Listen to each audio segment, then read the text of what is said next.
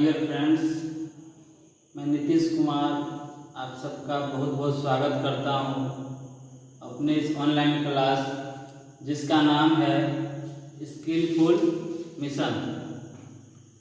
आज हम स्टार्ट करने से पहले एक छोटा सा थॉट आप लोगों को सुनाना चाहता हूं।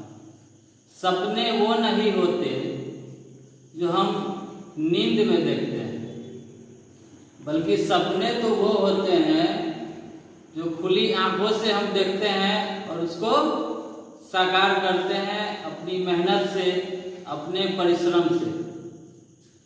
तो इसी के साथ आज हम लोग पढ़ेंगे क्लास 9 चैप्टर 1 हिस्ट्री, फ्रांसीसी क्रांति। फ्रांसीसी क्रांति क्यों हुई, इसका कारण क्या था, आज हम लोग उसके बारे में पढ़ेंगे। सबसे पहले ये जान लेते हैं फ्रांस की राजधानी कहाँ है। फ्रांस की राजधानी है पेरिस, जो कि ईफिल टावर पेरिस में है। और फ्रांस जो है यूरोप महादेश में है। यूरोप महाद्वीप, जिसे महादेश भी कहते हैं, महाद्वीप भी कहते हैं। आगे बढ़ते हैं। फ्रांसीसी क्रांति 1789 से 1799 तक कही जाती है ये क्रांति हुई थी। इसमें सामाजिक, आर्थिक, राजनीतिक स्थिति पे बहुत ज्यादा प्रभाव पड़ा। यानी कि जो व्यवस्था थी वो पूरी तरह डगमगा गई फ्रांसीसी क्रांति के बाद। उसी के बारे में आज हम लोग पढ़ेंगे। लुई 14वां, जो कि एक शासक था और फ्रांस में राजतंत्र था। अपने भारत में बात की जाए तो लोकतंत्र है, और आज़ादी से पहले हमारे भारत में भी राजतंत्र हुआ करते थे। लेकिन आज़ादी के बाद जनता अपने प्रतिनिधि को चुनती है और उस प्रतिनिधि के द्वारा जो शासन चलाया जाता है वो लोकतंत्र कहलाता है। लेकिन फ्रांस में राजतंत्र था उस समय, और एक तानाशाह राजा था जिसका नाम था लुई 14वां। उसके बाद लुई 15वां बना, जो कि एक अयोग्य शासक सिद्ध हुआ। उसके बाद लुई 16वां, जो कि वो उससे भी अयोग्य शासक घोषित हुआ, और उसने जनता को 3 रूप में बांट दिया, 3 वर्गों में बांट दिया। फ्रांस के जो रहने वाले नागरिक थे 3 वर्गों में बांटा। प्रथम वर्ग जो था, फर्स्ट वर्ग, उसमें पादरी आते थे। पादरी का मतलब होता है जैसे अपने यहाँ मंदिर में पुजारी होता है, उसी तरह चर्च के पुजारी को पादरी कहा जाता है।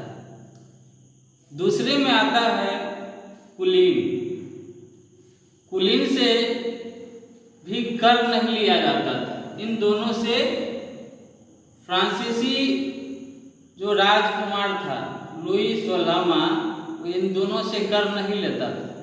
फ्रांसीसी क्रांति का कारण ही था जो आम जनता से, जो दबे कुचले नागरिक थे, किसान थे, जो मेहनत करके खाते थे, जिनके पास जमीन नहीं थी, उनसे कर लिया जाता था।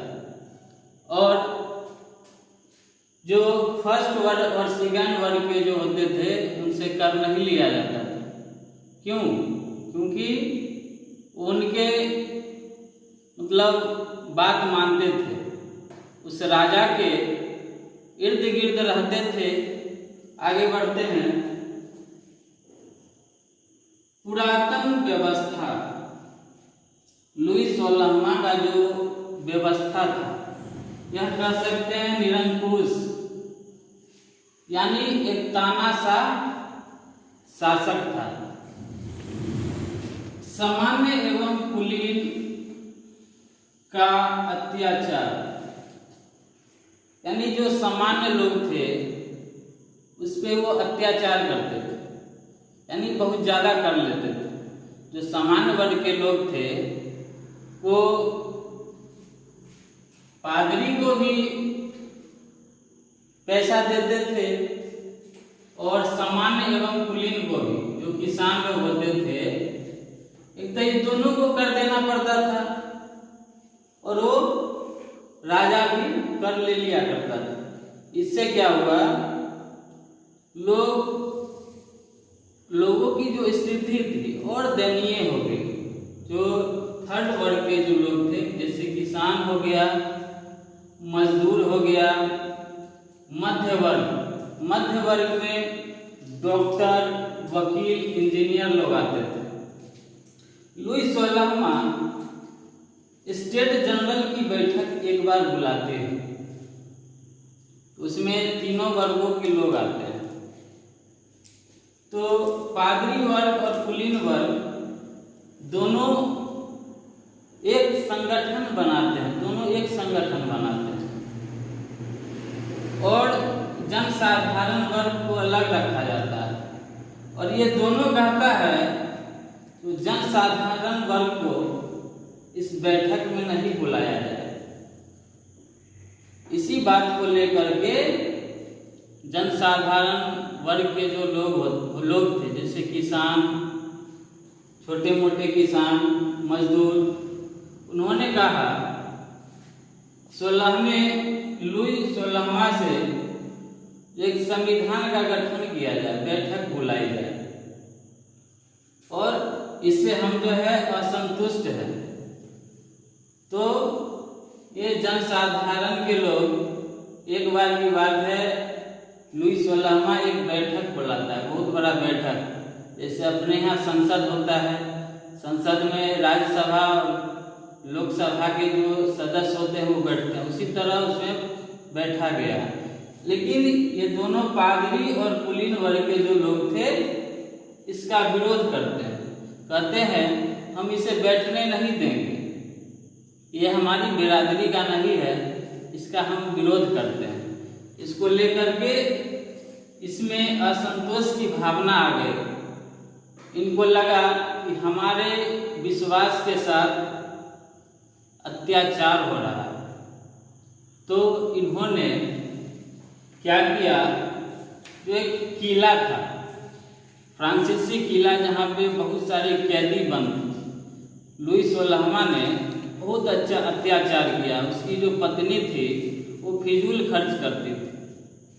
इससे फ्रांस की जो स्थिति थी काफ़ी दयनीय हो गई, बहुत ज़्यादा आर्थिक स्थिति खराब हो गई, सैन्य शक्ति खत्म हो गई, क्योंकि वो हमेशा युद्ध लड़ा करता था। कभी इंग्लैंड से भी लड़ लिया करता था, कभी अमेरिका से लड़ता था। इस तरह उसकी स्थिति बहुत दयनीय हो गई। तो जनसाधारण वर्ग के जो लोग थे, किसान थे, मजदूर थे, और कुछ वकील, डॉक्टर, इंजीनियर जो थे, पढ़े लिखे भी कुछ लोग थे, उन्होंने कहा इस तरह अगर हम शांति से बैठे रहे तो हमारी स्थिति और दयनीय हो जाएगी। तो सब लोगों ने मिलकर के एक संगठन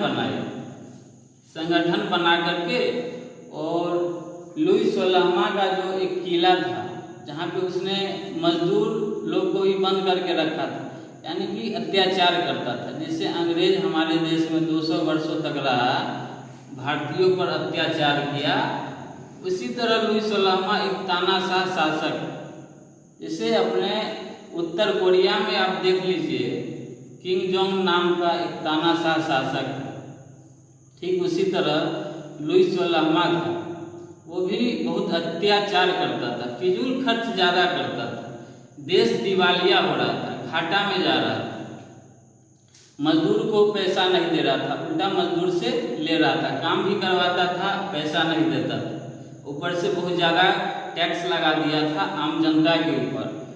इसीलिए कहा जाता है फ्रांस की क्रांति के कारण राजनीतिक कारण आम जनता त्रस्त थी और ये दो वर्ग के जो लोग थे, फर्स्ट और सेकेंड, इससे लुई 16वां टैक्स नहीं लेता था और इससे लेता था। तो जनसाधारण वर्ग के लोग कहे जो हमसे टैक्स लिया जा रहा है और फर्स्ट वर्ग सेकेंड वर्ग से नहीं लिया जा रहा है, ये हमारे साथ बहुत अत्याचार हो रहा है, ये हम सहन नहीं करेंगे।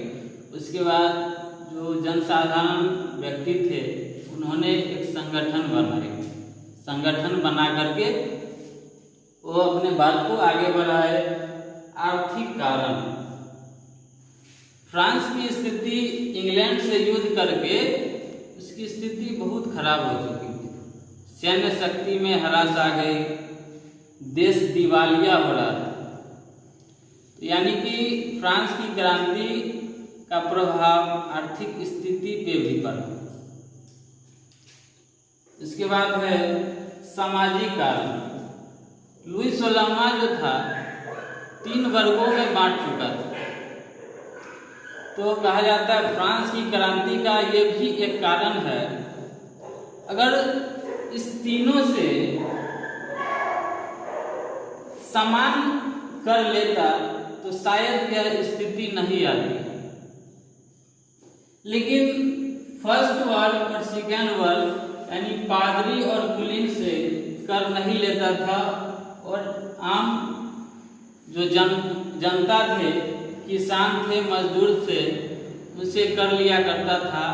इतना कर लिया करता था कि कभी कभी उन लोगों को भोजन तक नसीब नहीं होता था, भूखे रह जाते थे। इसको लेकर के बहुत ज़्यादा आंदोलन हो गया, लोगों ने संगठन बनाए और उस किले में जितने भी कैदी थे, कैदी को जो जनसाधारण व्यक्ति थे उन्होंने जाकर के संगठन बना करके उस किले से जितने भी मजदूर फंसे हुए थे उसको आज़ाद करा दिया और जितने भी हथियार थे उसने निकाल लिया और स्थिति बहुत खराब हो गई। उसके बाद है लेखकों एवं दार्शनिक के विचार का प्रभाव। जितने पढ़े लिखे लोग थे, जनसाधारण वर्ग में जो पढ़े लिखे लोग थे, सभी ने मिलकर के एक संगठन बनाई और इस संगठन को लेकर के आगे बढ़े। शायद यही कारण थी फ्रांसीसी क्रांति की। इसी के साथ हम लोग फिर एक नेक्स्ट क्लास में मिलेंगे। तब तक के लिए बहुत बहुत धन्यवाद। जय हिंद, जय भारत।